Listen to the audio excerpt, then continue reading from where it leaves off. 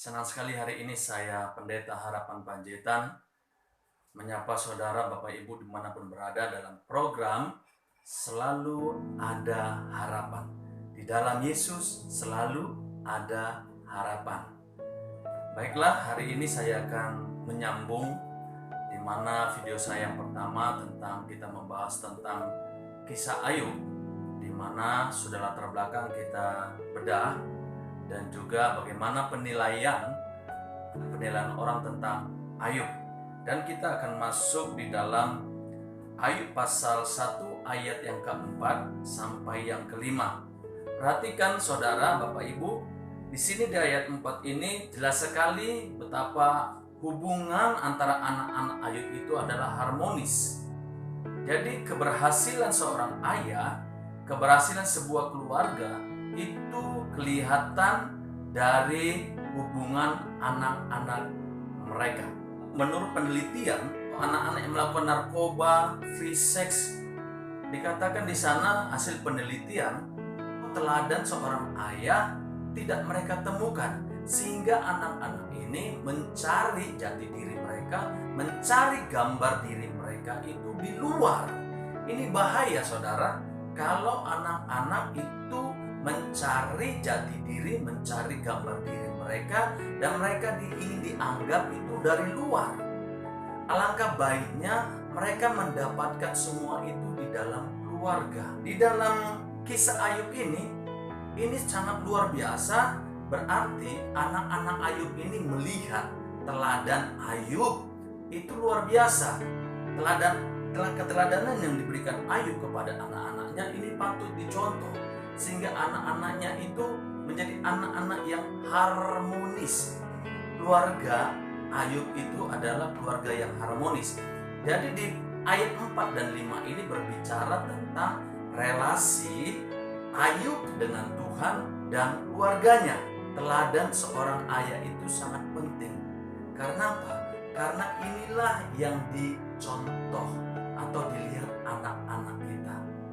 Nah, ini ada sebuah kisah di mana kisah ini menceritakan bahwa anak-anak itu paling gampang meniru, mencontoh yang mereka lihat.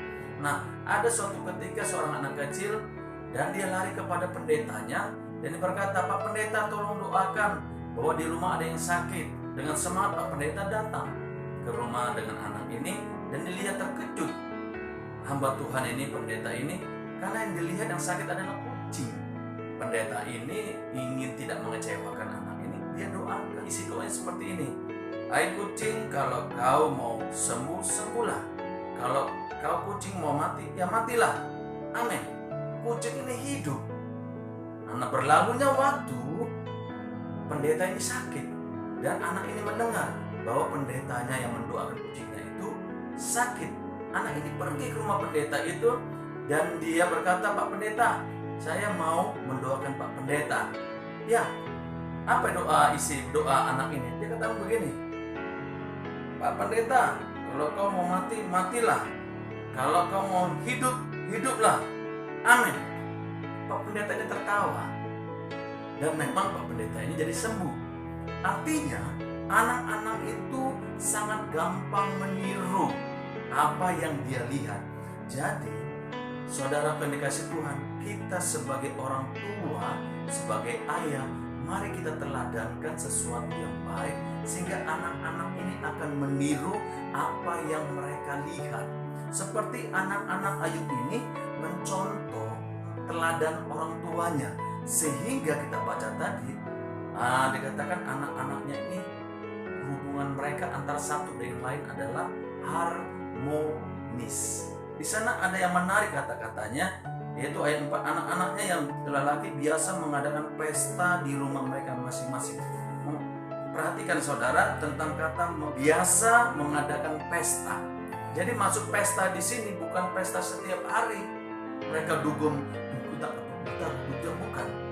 Mereka bukan tiap hari pesta, tapi maksudnya di pesta di sini adalah ada waktu-waktu tertentu, yaitu ketika keluarga Ayub memotong bulu domba.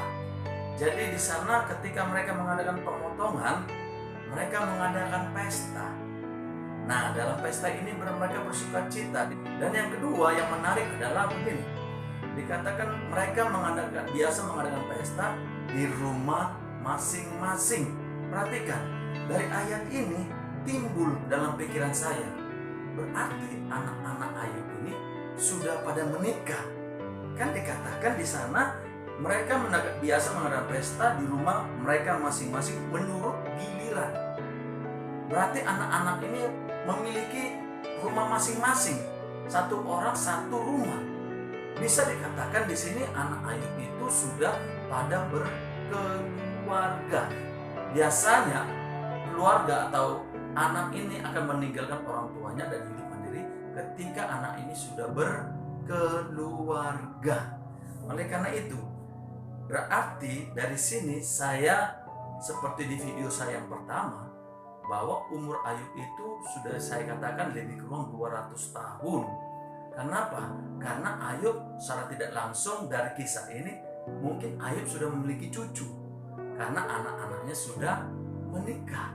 Jadi bisa dimengerti ya, di sini dikatakan biasa mengadakan pesta di rumah masing-masing. Jadi pesta itu bukan pesta setiap hari, tapi ketika ada pemotongan bulu domba mereka mengadakan pesta, atau ada panen mereka mengadakan pesta. Di ayat 5 ini saudara, kita akan melihat peranan seorang ayah. Peranan seorang ayah. Kita harus mengerti sebagai orang tua, kita harus tahu peranan kita.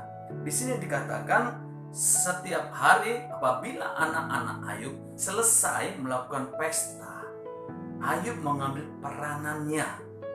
Nah, sebelum kita bahas ini saudara, kita harus tahu sebagai ayah Ayub sangat baik dan bertanggung jawab. Yang pertama, Ayub itu mencukupi kebutuhan jasmani.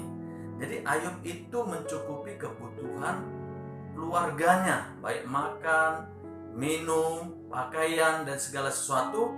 Ayub itu bertanggung jawab.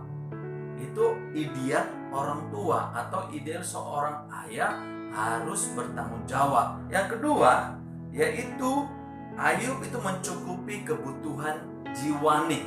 Artinya Ayub itu tidak hanya mencukupi kebutuhan jasmani, tapi dia juga mencukupi kebutuhan jiwani. Artinya apa, Pak Pendeta?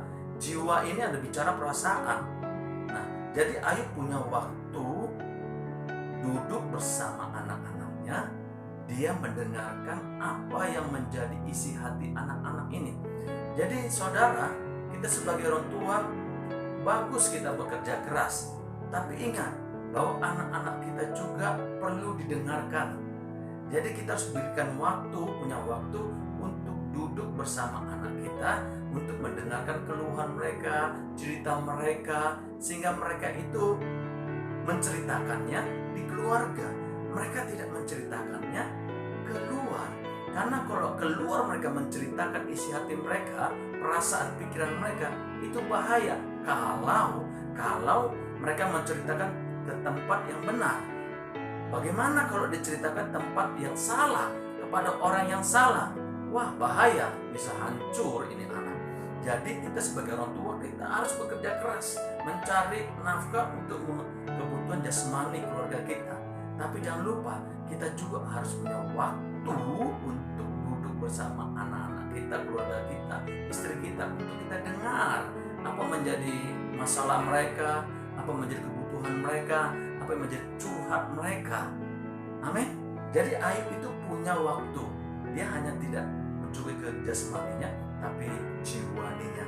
Dia dengar apa yang menjadi keluhan, perasaan anak-anaknya dan istrinya. Dan kita melihat yang ketiga, ini hal yang sangat penting, yaitu bukan saja jasmani, bukan saja jiwani, tapi Ayub juga mencukupi kebutuhan rohaninya. Artinya Ayub itu selalu menceritakan Tuhan kepada anak-anaknya. Dia selalu menceritakan, mungkin waktu makan, habis makan Ayub menceritakan bagaimana Tuhan baik, bagaimana Tuhan luar biasa. Jadi kita juga harus menceritakan Tuhan kepada anak-anak kita.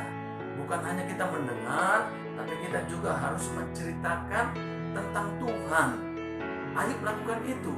kalau anak-anak kita mengerti tentang Tuhan, anak kita dimanapun nanti mereka pergi, mereka selalu ingat apa yang diceritakan oleh orang tuanya tentang Tuhan, sehingga dimanapun mereka berada, mereka tidak akan terpengaruh karena mereka dari kecil sudah disuguhi dengan firman Tuhan.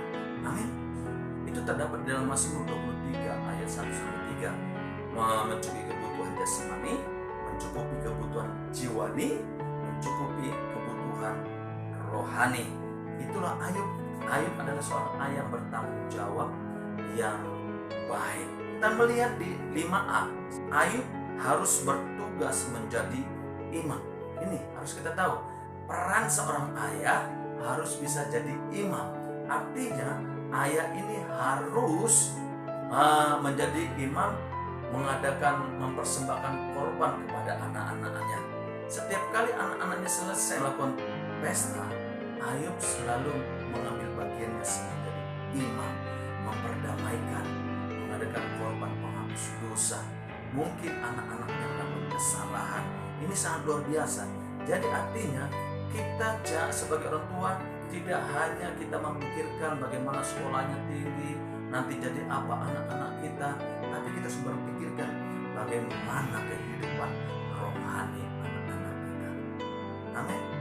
Apakah orang tua lebih memperhatikan pergaulan anak-anaknya dengan Tuhan, atau seringkali orang tua hanya memperdulikan bagaimana prestasi-prestasi anak-anak kita di sekolah, bagaimana pelajaran anak kita di sekolah?